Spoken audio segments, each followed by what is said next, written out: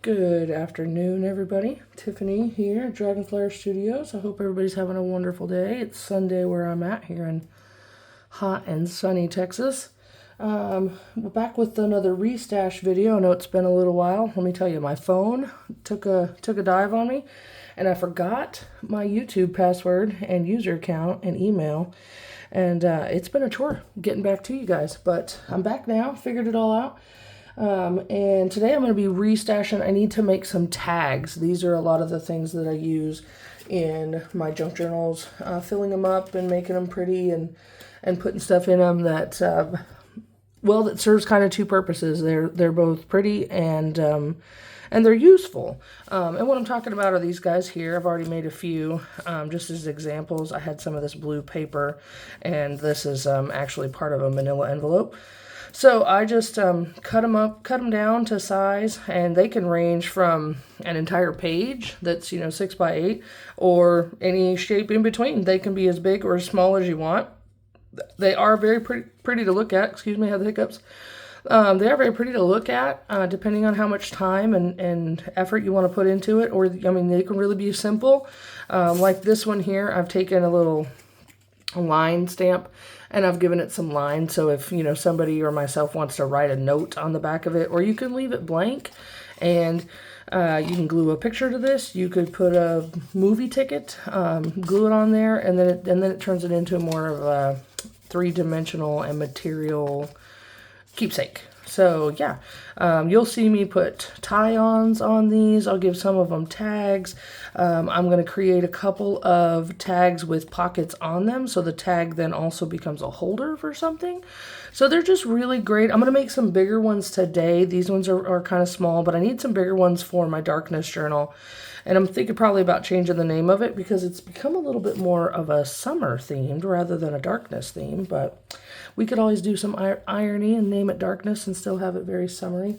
So these are what we're creating today, is tags. If you are interested, please hang out, watch the video, give me a like, give me a share, give me a subscribe.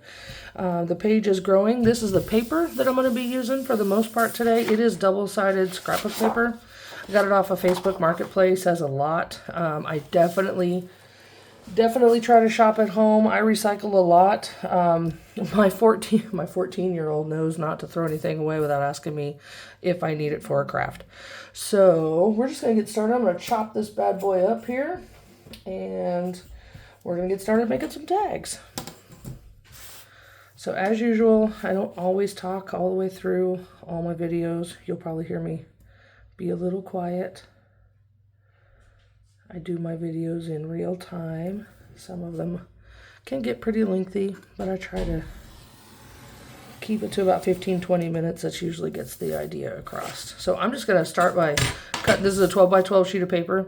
I'm just going to cut one side at 5 inches and leave the other one at 7, because I really do want some of these tags to be big and chunky today, because I want to create some of them with pockets, and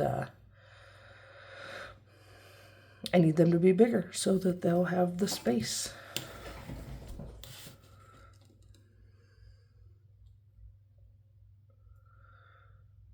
You can use any kind of paper for this that you want.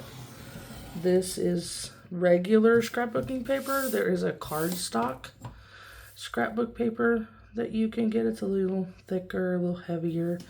I'm using the thinner paper because I do have plans to make these into pockets, and every layer of paper that you add to something is gonna make your journal spread out from the spine. So there's kind of a limited amount. So for this one, I'm gonna round his corners first. So I've just got a little corner rounder. Hope I'm on camera. I don't know if the camera will focus that close. There's just 3 different cuts that it'll make. I've had this thing for I don't even know how long. So I'm just gonna round off his corners here. Easy peasy.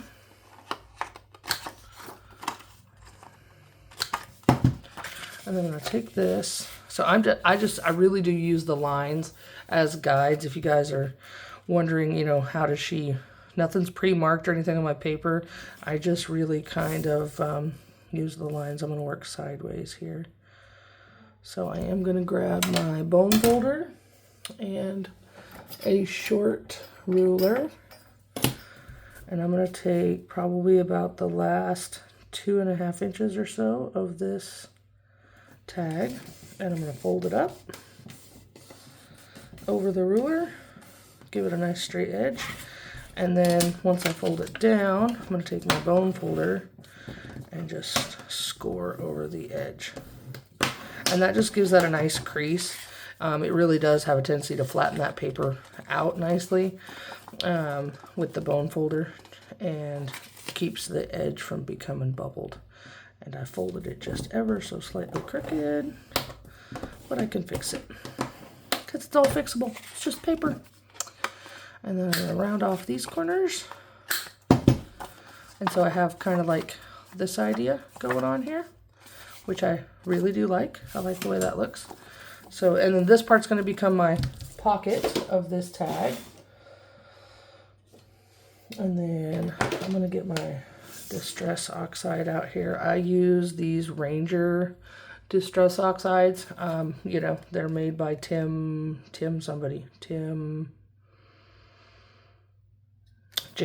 Holtz. Yeah, Jim Holtz makes them, sure. I'm not affiliated with him. Just an item that I use. And then this little spongy dauber. I just go around the edges of this, give it a little character, we'll say.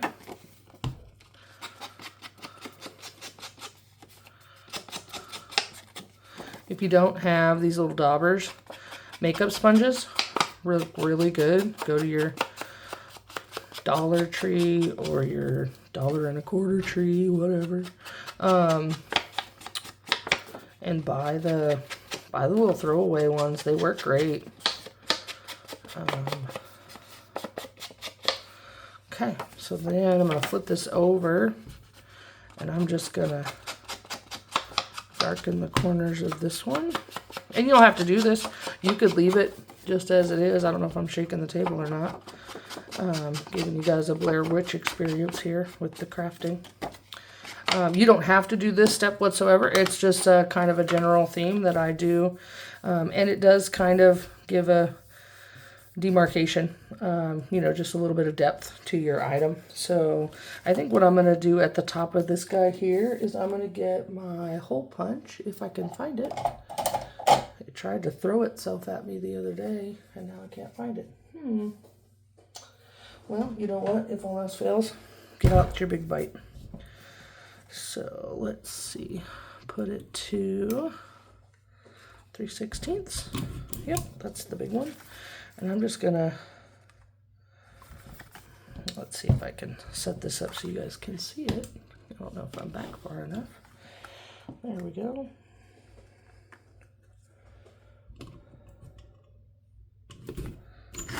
And I'm just going to punch 2 holes, hopefully center them, or at least get them looking like they're even. There we go. And then what I'm going to do is possibly be right back. Okay, I'm back. Sorry, I had to get up and walk across the room because I thought some ribbon might do pretty good. So before I do that, I'm going to reach into my grab bag over here and get out some grommets, because if I try to tie that ribbon onto that paper, it's probably going to rip through, and I don't want that to happen. So we're going to get this big bite too. Really comes in handy. It hole punches, it sets grommets, eyelets. Some people call them eyelets. I know them as grommets. If you have a hand punch grommet, then that's great too. And then, oh, not quite enough. Sometimes you really gotta squeeze on this thing. There we go. Yeah, that's squished down. Do the other one.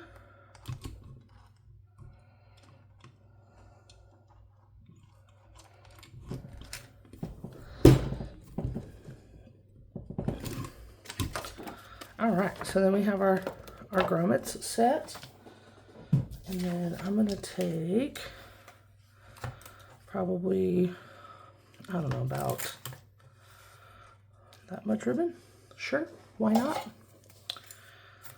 And then I'm going to do a tedious thing here, and I'm actually going to cut it right down the middle. This is a cloth ribbon,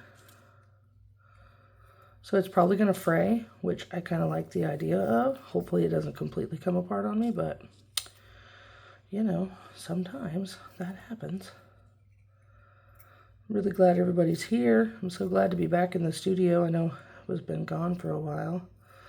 Work, and if you work a full-time job and then some, you'll wholeheartedly understand that sometimes life doesn't give you enough time in the day.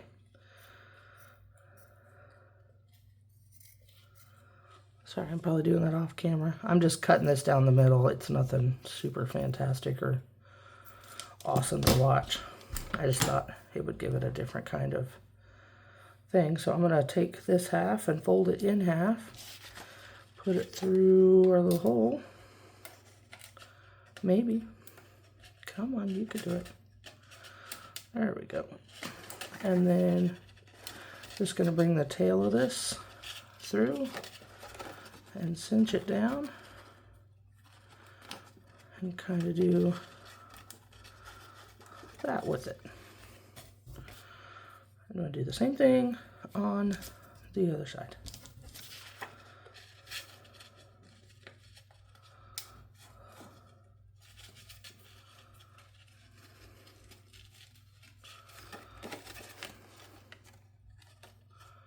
So yeah, the ribbon's already started to frazzle and frizz out on me, which is great. I kind of wanted that look. Like I said, hopefully it doesn't completely come apart.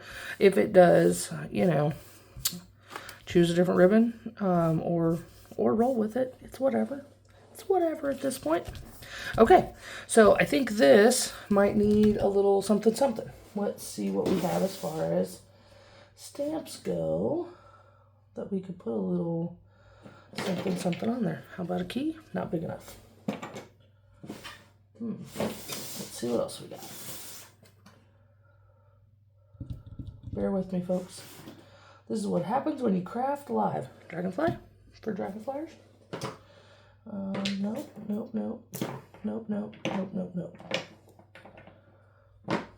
Ooh, how about this? I like that. Okay, I really like that. Let me grab some ink. I'm just going to do black. Keep it simple. I have these little finger ink pads by June 6. This one's Midnight Black. I got a whole set. They come in like 46, 48 different colors. And I just dab it on my ink pad like this. If you have a big ink pad, that's great. I just don't have the space to store big ink pads, so the little ones work for me. So I'm just going to kind of put it on there like so. Give it a good push down, and voila! Something a little different. Set that ink pad aside. All right, give the ink just a little bit to dry. It doesn't take long. Just don't want to smear it. And then I'm gonna get out, I use this art glitter glue. It's basically Elmer's glue. You know, it is permanent. Elmer's glue is not permanent. This says it's permanent. It's water-based. It dries acid-free, so if you plan on using this stuff in like a scrapbook with photos, it won't change the color of your photos with the acid that's in it. So I'm just going to run a thin line down one side, thin line down the other side, and push it together and create my pocket. Nice and flat. Give that glue a chance to bite. The thing I like about this little glue bottle here is it comes with this fine tip for detail work, which I do a lot of. I make a lot of paper beads and stuff. I've got some friends who buy paper beads from me. They use them in jewelry making and things like that, so helps me with all that. So there we go. So there's our first big tag. You kind of get the idea. And so the premise of this is, here, let me pull darkness over here. The premise of this is it won't get glued. You could definitely glue this to the page, but it won't get glued to the page. It's meant to be taken in and out. Let's see, do I have a tuck in here anywhere? I do. So this is a little side tuck here. It's just a little flap. So this would get tucked in and left, potentially up here, so that these could pop out the top of the book and add to the visual interest that then becomes your junk journal. So they're out the top and you're like, wonder what that is. And you can use them kind of as a bookmark to flip open to the page. And then you would pull it out and let's see, where did one of those tags that I just made go? So like this little guy could sit down in there, or multiple things can sit down in there. So that's how you make a tag. I'm gonna make a bunch of these. I will end up using all of this flower paper. I kind of make a series. Anytime I chop up a 12 by 12 piece of paper, I have a tendency to go ahead and use up the whole thing. For the most part, there's always like this little guy here. He'll probably become a bookmark for some unknown thing in the future. So yeah, but there's lots of different things, lots of different patterns that you can use. Like these guys I've already punched out and cut out from some scrapbook page that I had. Here's the rest of that blue paper already turned into small tags. They're not finished by any means because they're real flimsy. I like my tags to be just a little bit thicker. That's why I use the manila folder. I will glue paper onto a manila folder and then cut them down to size so that they just have a little bit more rigidity to them. So yeah, and here's what I mean by you can make tags as big or as small as you need. So yeah, pretty versatile. You can write on the backs of them. You can glue things to them, whatever the user or yourself wants to use. Receipts make really good tags. Scraps of paper make really good tags. Backs of envelopes, shop at home first. Recycle as much as you can for your junk journal. I have a box sitting behind me filled with Amazon paper that they stuff inside those. Cereal boxes. My son eats fruit snacks. The boxes that those fruit snacks come in make really good backings for tags. So I really appreciate y'all being here. Like I said, I'm glad to be back in the studio. I do intend to start posting more. My free time is on the weekend, so hopefully you'll see a post from me about once a week. If you have any questions, please feel free to drop them below. I'm always here. I try to respond to everybody. So until next time, thank you all so much for watching. Bye.